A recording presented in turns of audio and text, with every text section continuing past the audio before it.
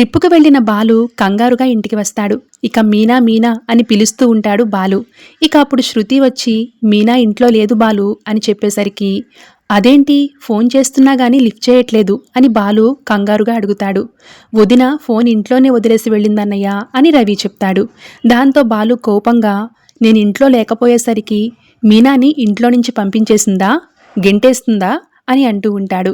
ఇక అప్పుడు ప్రభావతి నీ పెళ్ళాం 2 లక్షలు దొంగతనం చేసిందిరా అని చెప్పేసరికి నోర్ముయ్ అని ప్రభావతి మీద గట్టిగా అరుస్తాడు బాలు.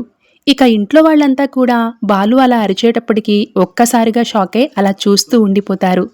నా భార్యని దొంగ అని ఎవరైనా అంటే కన్న తల్లివని కూడా చూడను జాగ్రత్త అని ప్రభావతికి గట్టిగా వార్నింగ్ ఇస్తాడు బాలు.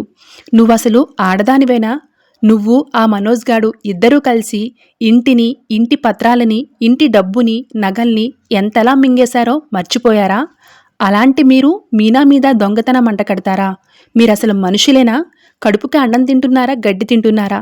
ఇప్పుడు నా భార్య ఎక్కడుందో వెతికి తీసుకుని వచ్చి అప్పుడు చెప్తాను మీ అందరి సంగతి అని కోపంగా ఇంట్లో నుంచి బయటికి వెళ్ళిపోతాడు బాలు.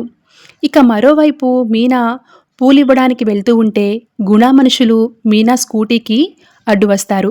ఇక మీనాని కిడ్నాప్ చేసి తీసుకుని వెళ్ళిపోతూ ఉంటారు. ఇక మీనా వాళ్ళకి తెలిసిన అవ్వాతాత మీనాని కిడ్నాప్ చేయడం చూస్తారు. ఇక బాలు మరోవైపు మీనాని వెతుకుతూ ఉంటారు. మరి బాలుకి ఆ అవ్వాతాత మీనా గురించి చెప్తారా లేదా అనేది నెక్స్ట్ ఎపిసోడ్లో చూడాల్సిందే. Thanks for watching.